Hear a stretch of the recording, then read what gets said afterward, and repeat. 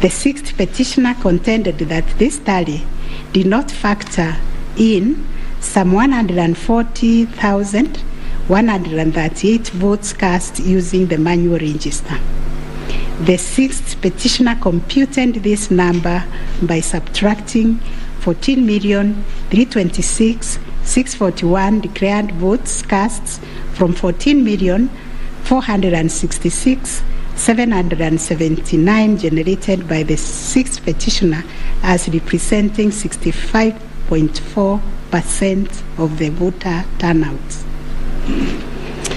Referring to the tallies in Form 34C, the sixth petitioner summed the number of votes cast for each candidate as follows. Raila Odinga, 6,942,193. William Ruto, 7,176,141. Wahiga Mwaura, 31,987. And George Wajakoya, 61,969, adding to a total of 14,213,027. He then added 138,000 arranged to be untallied votes, and this yielded a total of 14,353,165 total valid votes, which the sixth petitioner used to compute the percentages garnered by each candidate as follows. William Ruto, according to him, garnered 49.9%, Raila Odinga 48.3%, Wahiga 0.22%, and Wanjakoya 0.3%. It is on this basis that the sixth petitioner grounded the claim that none of the candidates met the constitutional threshold as set out in Article 138(4)(a). IEBC and its chairperson disputed the sixth petitioner's claim. They submitted that the declaration of results is based on the number of people identified as having voted on the KIMS kit and not the total persons on the voters register as arranged. They contended that the final voter turnout, comprising of the voters who were identified through the KIMS kit and those who voted manually, was 64.76% and not 65.4% as arranged by the petitioners. They urged that the announcement error by the chairperson of IEBC on 10th August 2022 was immediately clarified during the same press briefing. And evidence of this correction was provided to this court in an affidavit of the first and second respondents in Presidential Election Petition number 7 of 2022. According to IEBC and the chairperson, 14,239,862 voters were identified using the KIMS kit, while 86,889 voters were identified using the printed voter register. Therefore, the total valid votes cast were 14,213,137, while the total number of rejected ballots were 113,614, constituting 14,326,751 total votes cast. They illustrated that the first respondent garnered 7.176,141 votes against 14,213,137 total valid votes cast, yielding a percentage of 50.49 to meet the requisite constitutional threshold for a candidate to be declared president-elect. In the upshot, the percentage attained by each candidate was as follows. Raila Odinga 48.84%, William Ruto 50.48%, Wahiga Mwaura 0.22%, and George Wanjakoya 0.43%. IEBC and its chairperson also submitted that the KIMS kits malfunctioned in 235 polling stations, necessitating the use of the printed voter register. In these polling stations, backup KIMS kits were later deployed for purposes of results transmission.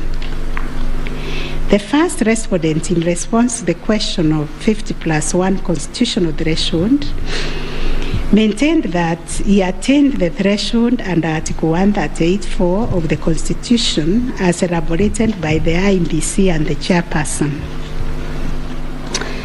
This court has considered the differing formulas and threshold arguments presented by various parties to this petition, while the first, second, and third petitioners raised pertinent questions connected to this issue. We shall address them together with those of the sixth petitioner, who has addressed and focused on the issue as specifically framed in detail.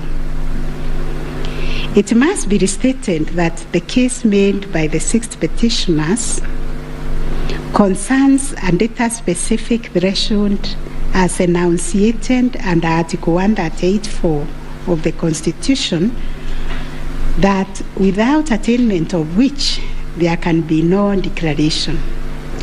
This data-specific threshold is what this court declared in John Aaron Mwau and two others versus IEBC and others.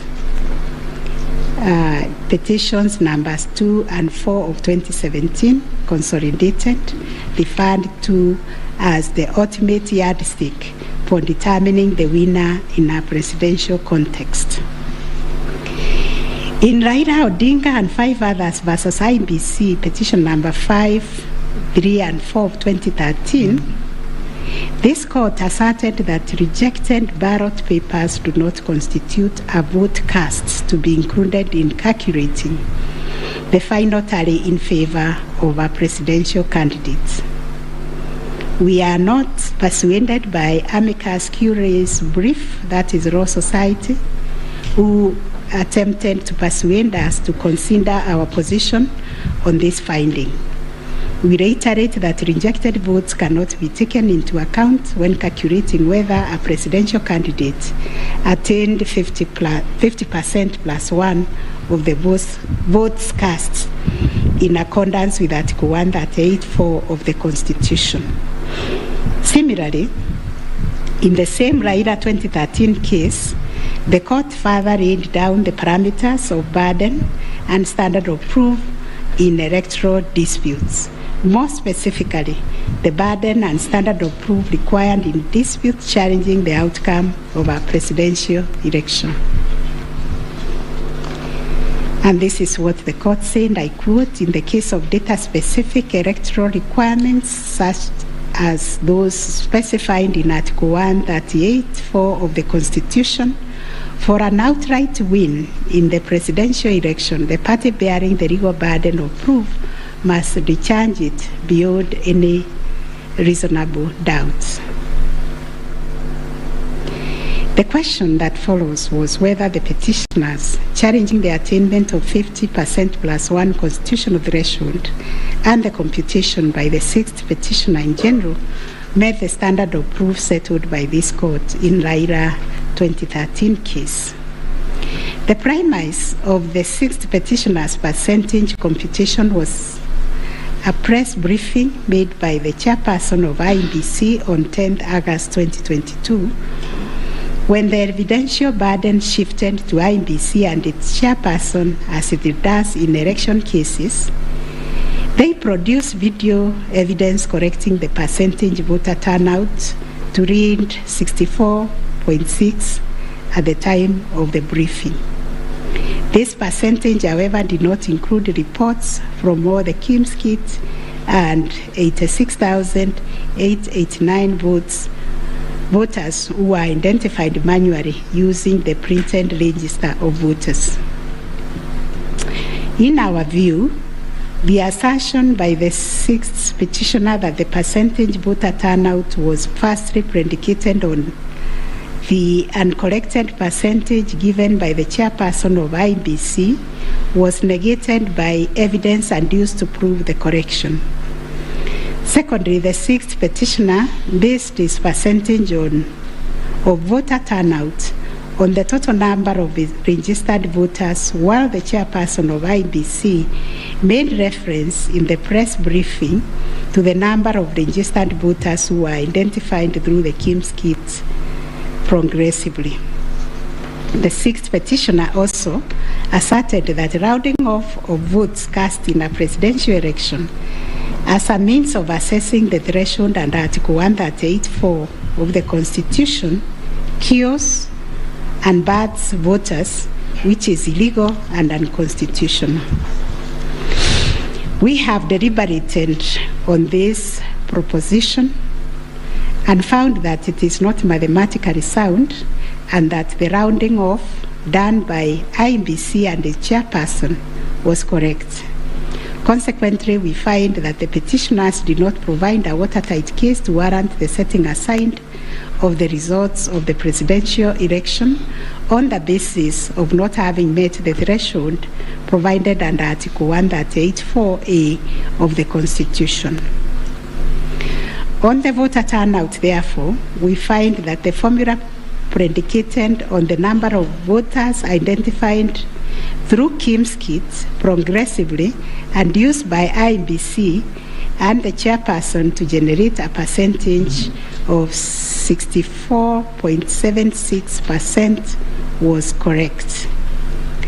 Having settled the issue of voter turnout, we must ask ourselves whether in the making of the declaration, the chairperson of IEBC applied the formula in Article 138(4) of the Constitution, which is total votes cast less rejected votes divide by 2 must always give 50% plus 1 vote. Given the numbers that were presented to us by IEBC and the chairperson, this would translate to 14,213,137 divided by 2 plus 1, which makes 7.106569. The question that must inevitably follow is whether this formula, when applied, will confirm that 7,106,569 votes is less than 7.176,141, which represents the number of votes received by the first respondent.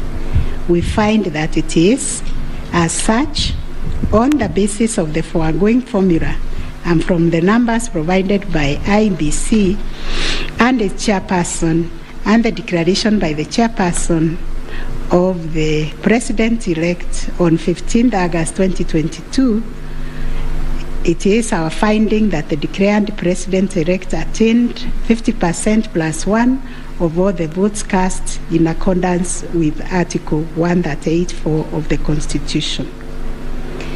Issue number 8, on whether there were irregularities and illegalities of such magnitude as to affect the final result of the presidential election. Although the petitioners have provided numerous averments pointing to possible irregularities and illegalities marked by failure of technology, arranged voter suppression, printing and utilization of Book 2 of 2, EO preparation by the IEBC and its chairperson, commission indiscretions, transposition anomalies, agent